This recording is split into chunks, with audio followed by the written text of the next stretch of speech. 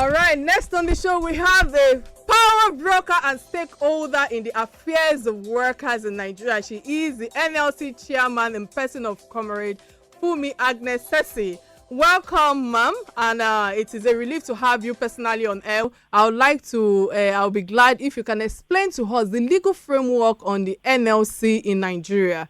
Where is the limit of power for the Congress or of the Congress?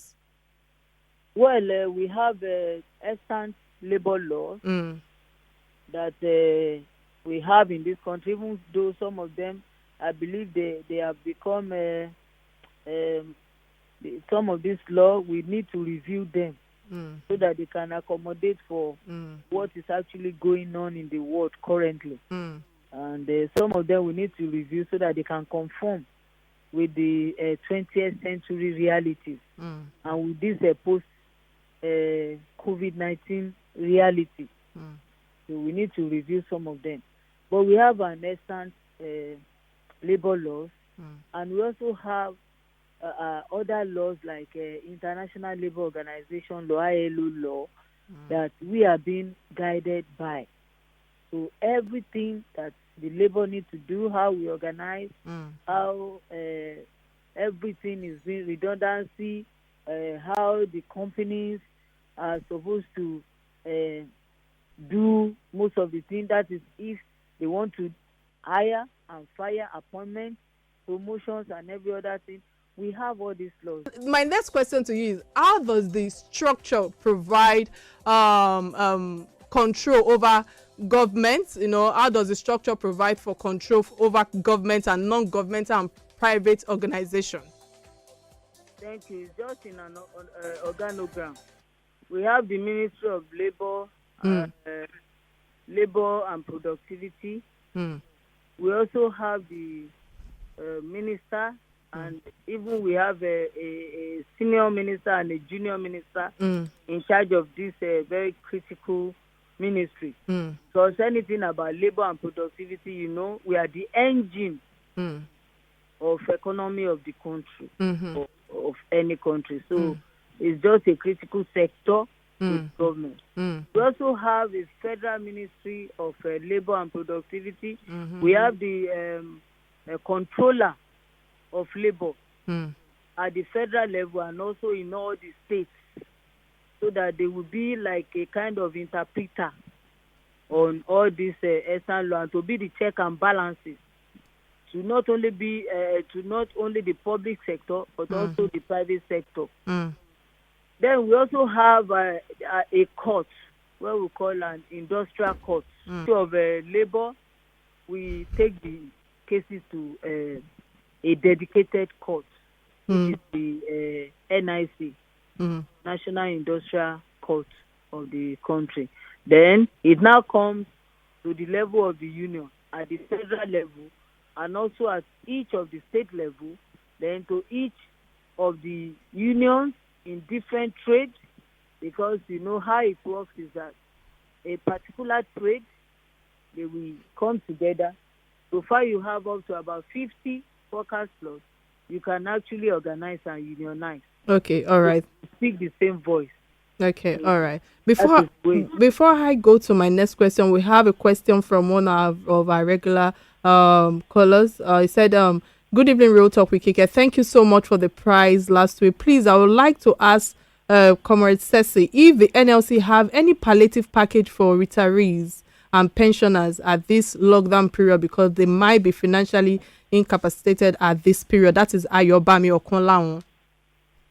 Ayobami, thank you very much for that question. Definitely, Nigerian Labour Congress supposed to have a palliative for not only the retirees, but also those who are still in active services, but who are vulnerable. We have some of the workers who are vulnerable. You know what I mean by saying that. And not only taking care of workers, NLC is also supposed to take care of, poor masses around us, and those who we can actually identify as needing our help. But currently, in Lagos State, NLC in Lagos State, we are so financially backward. Really? We don't have any financial backing at all. No financial backing from any sources at all. It will interest you to know that for me as the chairman of NLC, I don't have, I paid my driver's salary from my own purse. I fuel the NLC boss from my own purse. Interesting. From my own salary right now.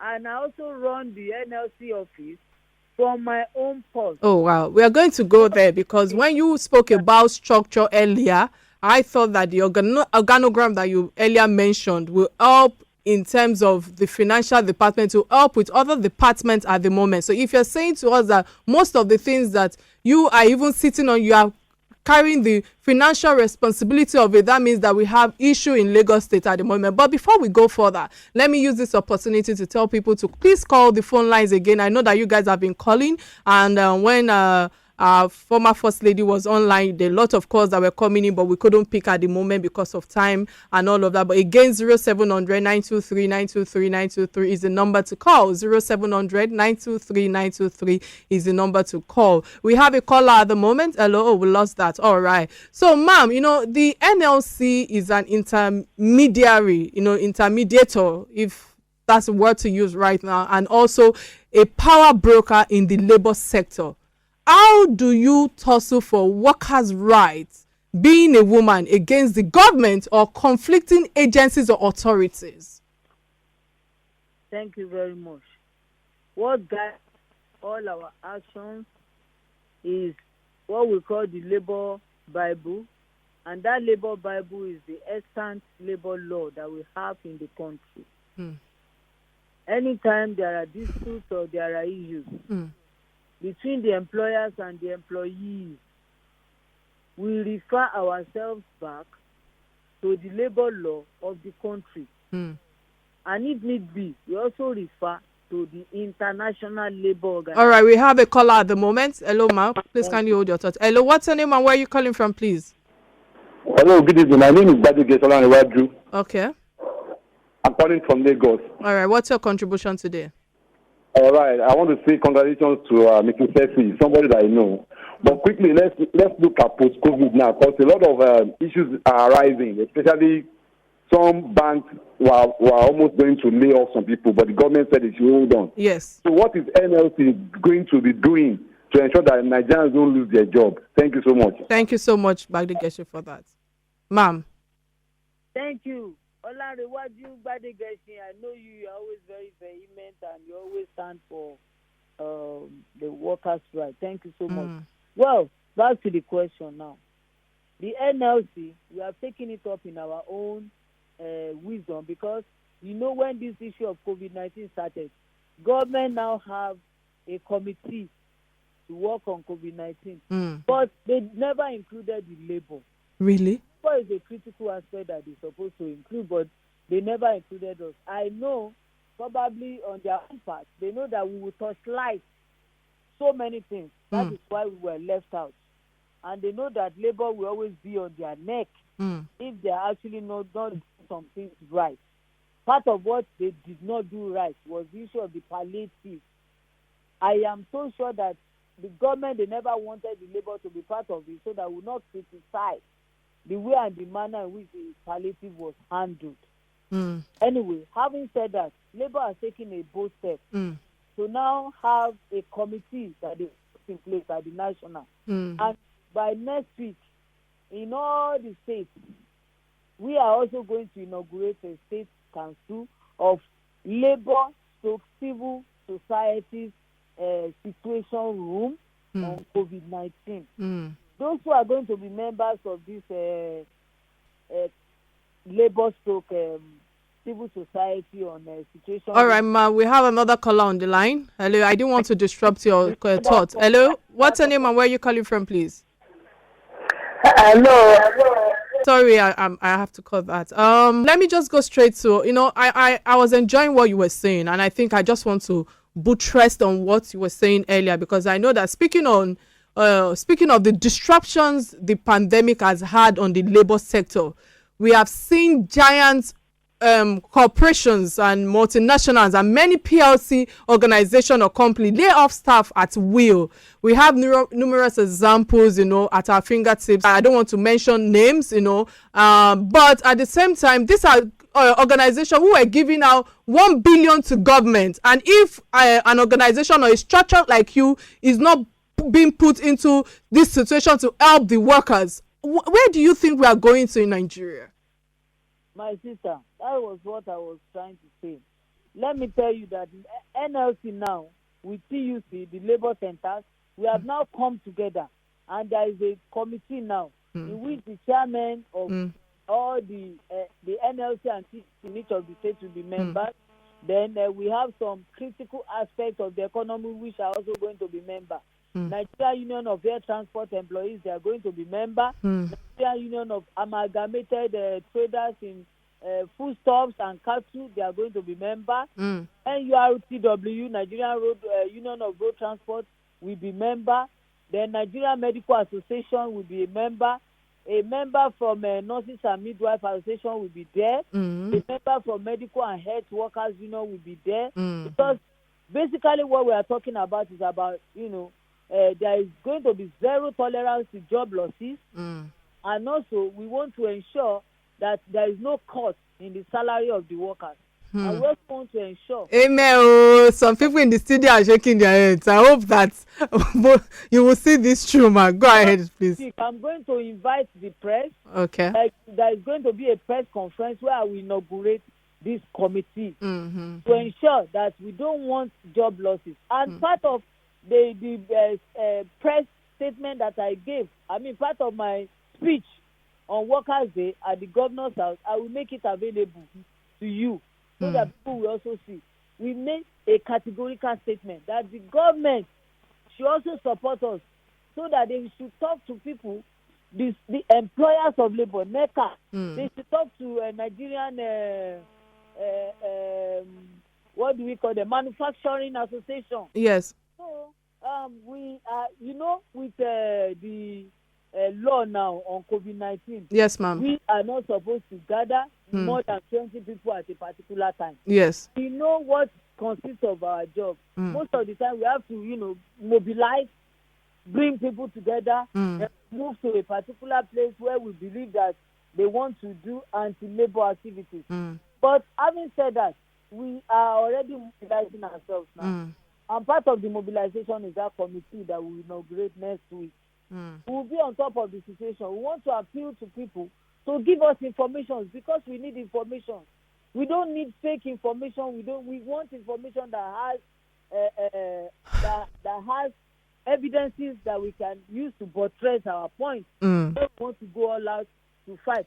Already tomorrow I have 2 meetings with 2 different companies. Since about 2 days I've been calling a company to tell them and to inform them that they should never go ahead to distribute any sack letter for their workers, because I heard by next week, those people that work there, they gave. You see, I think I might have to interrupt you there when you said sack letter and all of that, because I know that now, for the right of workers who do not have a voice or influence in their security, in the security of their jobs, what provisions can be made for them in this scenario? Or who do they even go to? Who is protecting them? Because, we can say that they should not do this, organizations should not do that. But I did the research and I realized that most organizations in Nigeria are not even registered under NLC. So, in this scenario, who do they go to? Kike, we should not throw away a bad child with the bath water. Yes, ma'am. Either they are registered under NLC or they are not registered NLC. Provided they are Nigerians and they work for a particular place, we will not close our eyes or fold our arms to ensure that they are treated. All right. Thank you so much. Either they are outsourced workers or they are casual workers. What is in the book of the law, we will spell it out to these companies. The companies could not just come, use the people, and then decide them like that. Thank you so much. And we are not saying that the companies, we will also look at the situation on ground.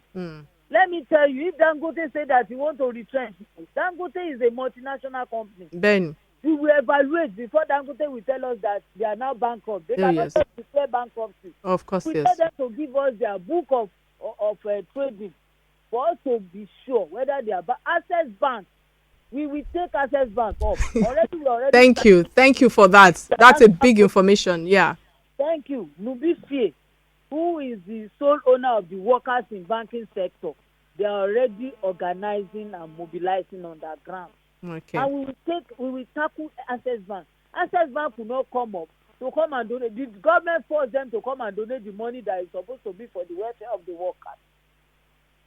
All right. Why to evaluate what you will spend, at least to keep your workers intact for the next 4 months. In fact, you know what? You made my day, man. I think I don't know what to say again. I must say that I am not only enlightened, but I have also gained freedom through your power of information that you have shared with us, and that, you know, the workers are being protected in Nigeria one way or the other, regardless of the owners or how powerful they are. You know, because of time, I might not be able to go further, but definitely I'm bringing you back because I know that we've run out of time. But thank you so much for coming on the show today. It's been an absolute pleasure. Thank you again. Please, on a final note, let me tell all the companies that operate in Lagos State that is not going to be an easy period for them. They have an evil agenda for the workers. All right. The NLC too, we have good, serious agenda for them. All right. That agenda is to start closing them down. All right.